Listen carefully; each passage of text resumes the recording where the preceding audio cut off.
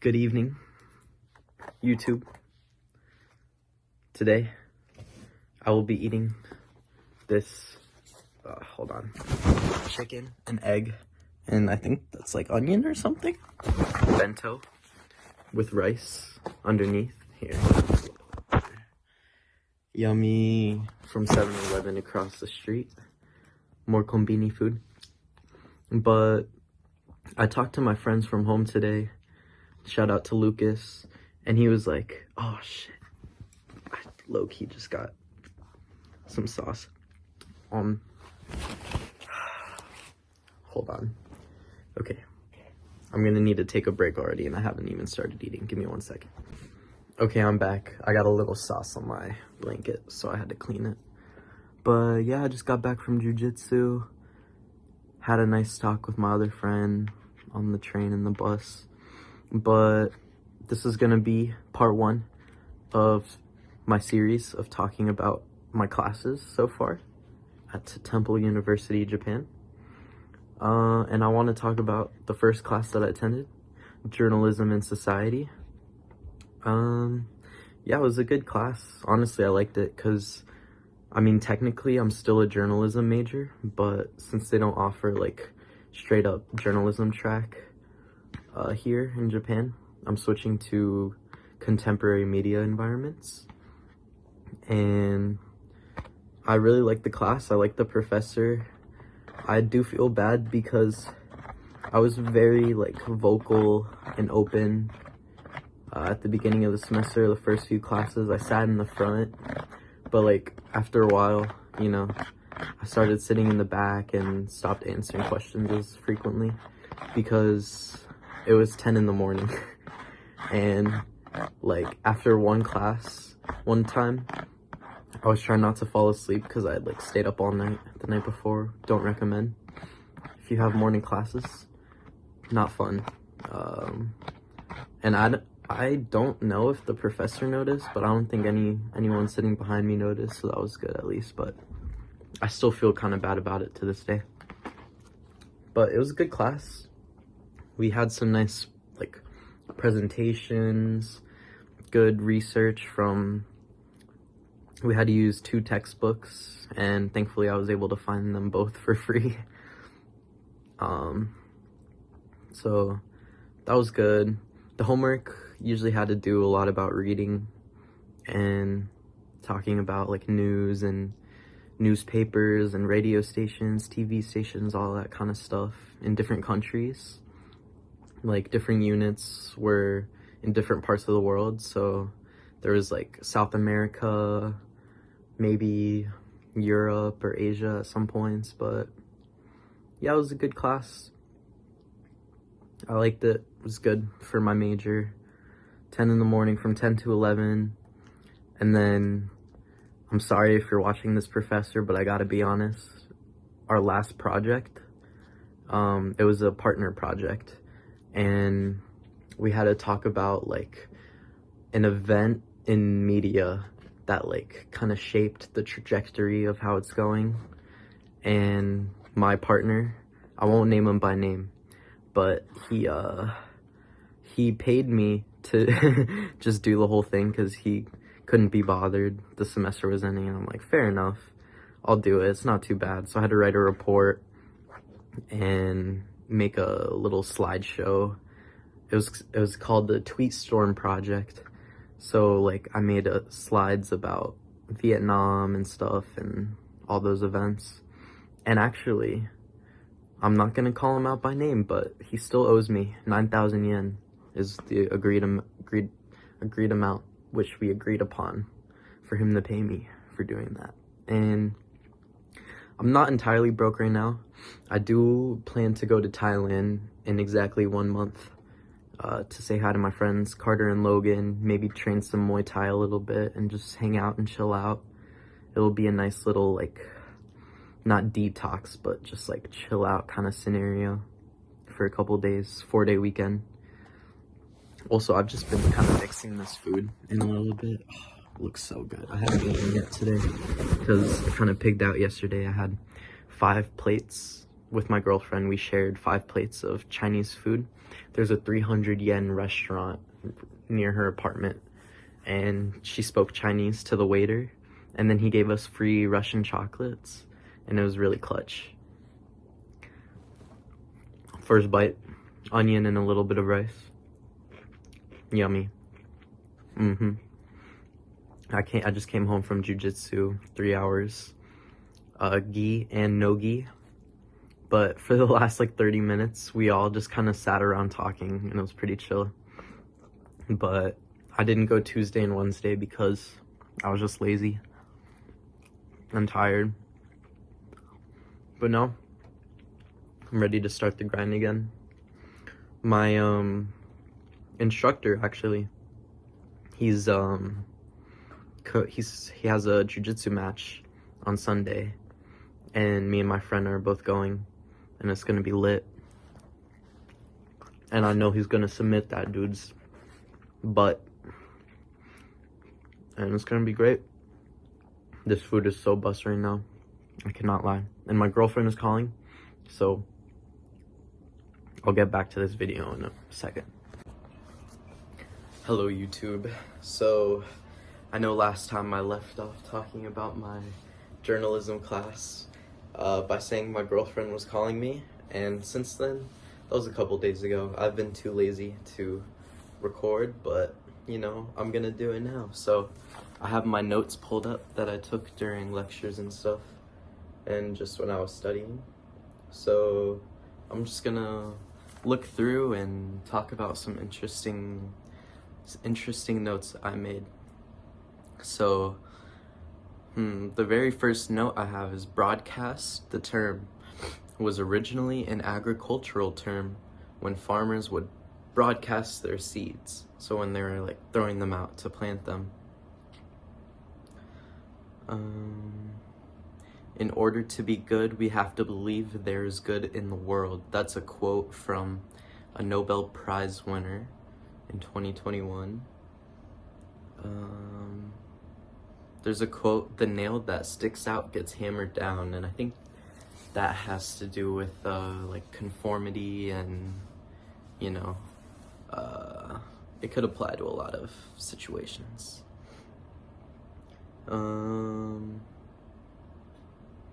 Oh, some movies that I need to watch that my professor recommended are the Spotlight and The Post. I could check out reading the Japan Times, French org.afp, and Anchorman with Will Ferrell, There Will Be Blood, and She Said. So I haven't seen any of those movies, or I think I might have read the AFP French website, but yeah, if I want to do journalism and stuff, I got to watch those movies, and I should probably learn more about famous journalists and stuff. There's 3 types of false information. There's disinformation, misinformation, and malinformation.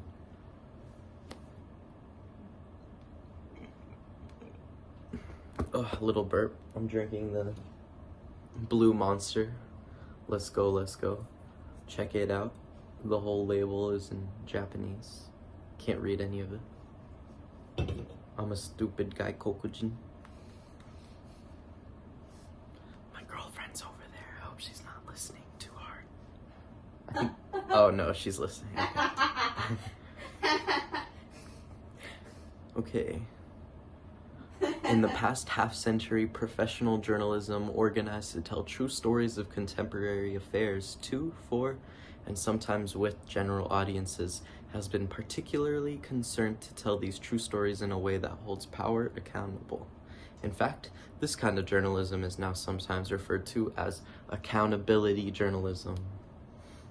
Do y'all know that meme where she's like, I want flowers for Valentine's, but she actually hits the phone. I don't want to hit the phone because it'll make it fall over. I want flowers for Valentine's. That's what me doing that reminded me of. There is one sacred rule of journalism. The writer must not invent. The legend on the license must read, "None of this was made up." So it's got to be factual. A second rule for journalists is a good deal more complicated than it sounds. Follow the story. Follow the story. Don't follow a wish. Don't hew to a line. Don't submit to a fashion. Don't go along with the crowd.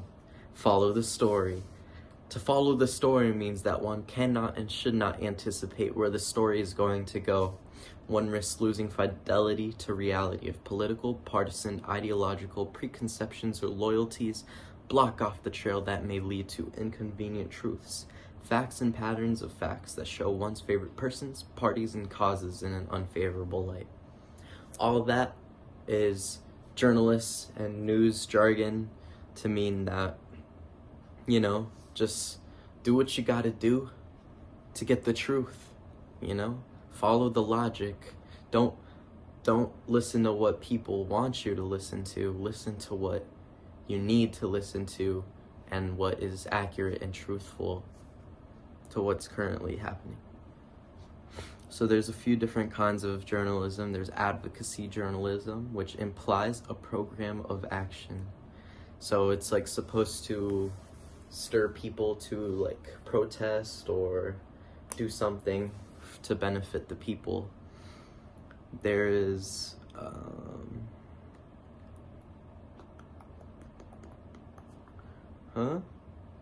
there's definitely more. I just can't remember right now, and I can't find it in my notes.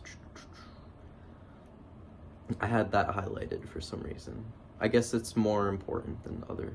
All journalism is important in my opinion, but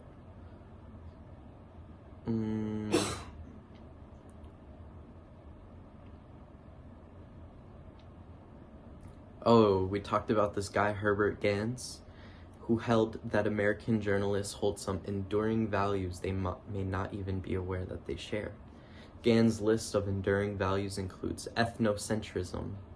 So if you're in the US, you read about the US instead of Japan, as Khabib would say. Responsible capitalism is our perfectly acceptable economic system, but that if capitalist institutions should be responsible in considering, besides profit, the public good. Altruistic democracy and moderatism. I just went from 1 to 4, but there's 4 of those enduring values in total that are important. Moderatism, don't be too left or right. Altruistic democracy, that, you know, who we elect and stuff, and our system should work for us, I suppose, and it shouldn't work to benefit any particular sector of individuals. And I brought up responsible capitalism. My Chinese girlfriend is over there, but it's okay. We have capitalism here in Japan, I guess, and we're both living here, so it's okay. But, you know, if you're Chinese, I don't hate communism. There's good ideas everywhere. Okay. So a news desert is a community, either rural or urban, with limited access to the sort of credible and comprehensive news and information that feeds democracy at the grassroots level. And then some terms to go along with that is like ghost/zombie/pink slime paper that looks functional, but it is usually has an agenda and is backed by like people with an agenda. Cheers, my friends. Okay. A lack of paper funding and unhelpful buyout/new ownership is a hedge fund. Or maybe that has more to do with ghost papers.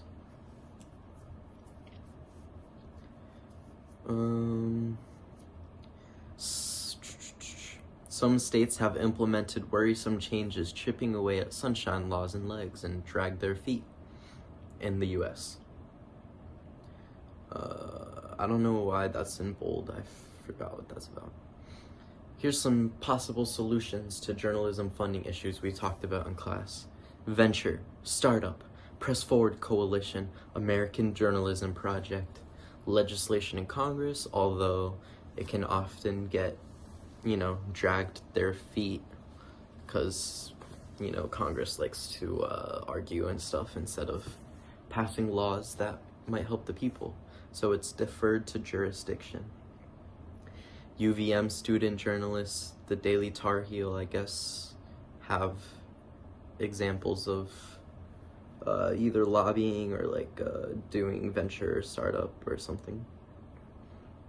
The enterprise has no other mission than the practice of journalism. So, journalism itself is kind of a means to an end, or an end. I don't really know what that, I kind of know what that saying means, but my brain isn't braining right now. So, you should do journalism because you want to, not for money or nothing. But, maybe after I graduate, if I do want to pursue this career path, I'll try to be safe and if I pursue journalism, I want to you're not really supposed to make friends in the field, but it would be good to make friends all over the world and stuff, so they can kind of tell me what's going on from their point of view. I could use them as a primary source or whatever and just quote them and from their personal experiences, but everyone's biased, so it's good to have a few sources, and you can't always just trust one person to give you the truth.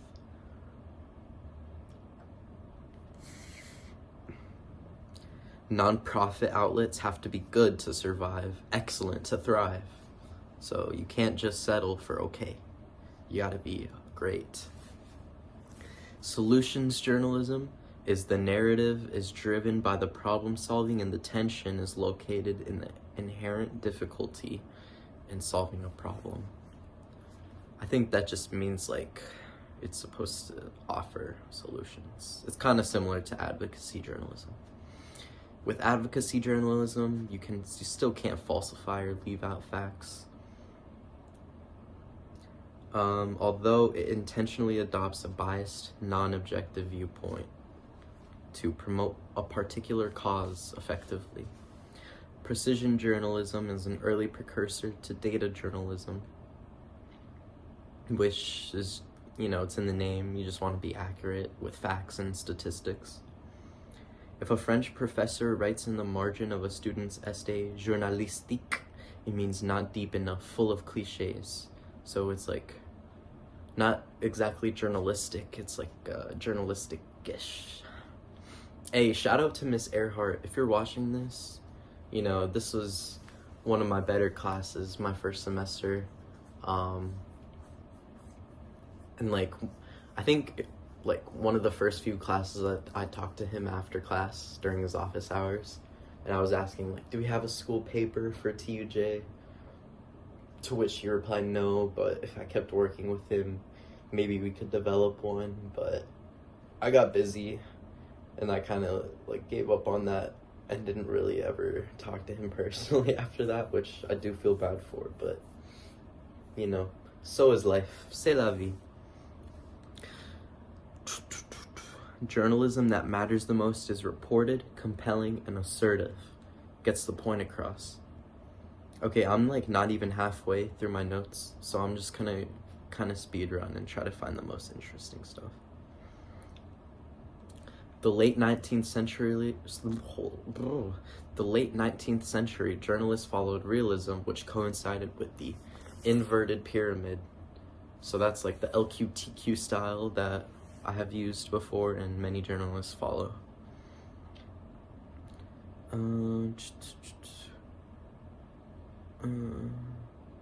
Churnalism, which is a play on words, is susceptible to propaganda when you kind of churn out just a bunch of stories all at once as much as you can. Newspapers were actually, the advent was around 1610. I guess after the Gutenberg, that's his name, right? Printing press, that German guy. Caspar Steeler wrote the first journalist guidebook in 1695, so it wasn't really uniform until almost a century later. Like, people weren't following the same rules and stuff. Both sidesism is false equivalence, giving credit to both sides of an argument, but it's a pantomime. It's not real. So both sidesism can be good because, like, you can see the pros and cons that each side is arguing for, but it can be bad because then you don't really have your own ideals or identity, like which side you identify with. New slugs is the terminology / jargon for stories. I completely forgot about that. Who calls a story a slug? What the heck? That must be old.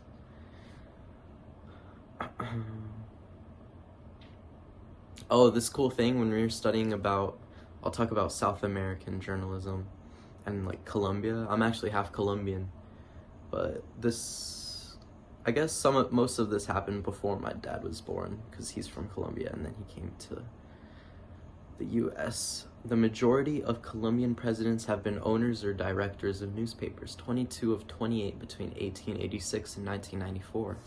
So that's a lot. They state funded and run, media, which is susceptible to propaganda. Constant tension between partisan and impartial journalism. The Colombian army, government, guerrillas, and paramilitary political violence tensions. Drug trafficking, cartels, and organized crime oppose journalistic practices. El Espectador and El Tiempo are the biggest newspapers in Colombia, I think, currently. 121 pounds of dynamite put El Tiempo out of commission for 8 days, attributed to Escobar. It happened again in 2010, which is crazy. 121 pounds of dynamite for 8 days. Like, that's how you know journalists are dedicated. They were only out for 8 days after a freaking pipe bomb or a nuke on the newspaper station area building. The Crónica genre developed in Latin America mixes literature with journalism, gender discrimination, and general underpaying of young journalists. I feel like that's everywhere. Focus groups, personal safety surveys, informative, institutional, and personal national surveys were used as methodologies. First Latin American journalist school in Argentina, 1934. 70 schools in Colombia focused on journalism and social communication major. 47% of journalists say there should be graduate programs. 45% say more training. No overtime is paid, and 80% are dissatisfied with current pay. That's a lot of journalists. Journalists feel as though selling advertisements makes them news salesmen, which I can relate to because when I was in high school, I had to do that, sell subscriptions and stuff, and we had a Chipotle day where I had to hand out a bunch of like little posters to people to go to Chipotle to fund the talent. Okay, I'm gonna skip a bit because I'm at 17 minutes right now, just for this recording alone. Oh, the sign for and that I always use is called an ampersand, which I've probably heard that before, but I forgot about until journalism class. Okay, let me talk about more interesting stuff. That was all like Latin America and stuff. Conflicting and propagated info can come from stakeholders, like ghost and pink slime papers, similar to that. Flack is a derogatory term for PR agents referring to the protective barrier inserted between clients and the press. Locus is the inner part of yourself you refer to when making decisions, which I thought is pretty cool. Deflection, denial, decline, refuse to answer. PR strategies and philosophy, which I don't mess with PR. Bridging is positive affirmation wrapped in a short answer, transitioning to a desired topic, which is like a PR press trained responses from like celebrities and stuff. Flagging, setting up a response, especially a particular point moving back to a key point as important and to be attended to. So politicians use this a lot. hooking, enticing with information bait, thought to be sought, and directing a conversation. So, yep. Famous muckrakers, Upton Sinclair, who wrote The Jungle, Jacob Riis, How the Other Half Lives, and an advocate for moving slums in cities. Upton Sinclair exposed immigration conditions, but people focused on the meatpacking industry instead. That goes to show society's values when people are trying to talk about one thing and then they misconstrue it for something else. Ida B. Wells was also a muckraker towards women's rights and racism/lynching, and she published The Red Record in 1895.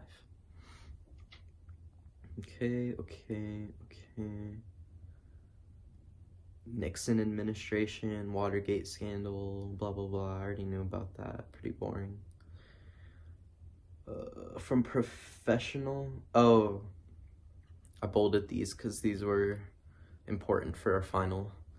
But journalism has evolved from professional to citizen journalism, which is kind of what I'm doing right now, even though technically my major on my school website is still listed as journalism. I'm gonna switch so I can stay in Japan. But yeah, that's what I'm doing right now. I'm just a citizen. I'm not really covering any news topic in specific. I'm just talking about journalism itself.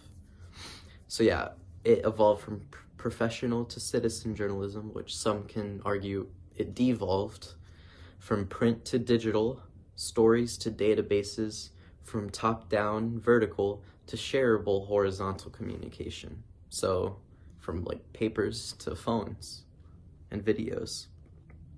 All right, I'm almost done. I'm on the last page. Oh, those are called the 4 non-revolutions, which in the name implies not revolutionizing journalism, just kind of adjusting and alternating to different avenues. Aristotle's golden mean is a desirable middle ground between extreme positions, one deficient, one excessive, I guess. Immanuel Kant believed in duty and adherence to social standards at all times. And that is my last note about Immanuel Kant, even though I haven't really studied him that much. Deontological means rigid or isn't, versus teleological, which affects show merit outcomes-based approach. I have no idea what any of that means, I'm not gonna lie. I don't know why I said that. Oh, and a journalist can choose to abide by absolutist ethics, morals that do not change, they must live by at all times, or situational ethics, ethical decisions on a case-by-case basis, relativism. So yeah, that's pretty much the most interesting stuff we talked about during the semester. But, you know, I do admire journalists. I watch a lot of citizen journalists on YouTube, like Tyler Oliveira, although he can be pretty sensationalized. And who else? Oh, something fell on the floor. Channel 5 News with Andrew Callahan or something, I think his name is. Who else? I'm trying to think.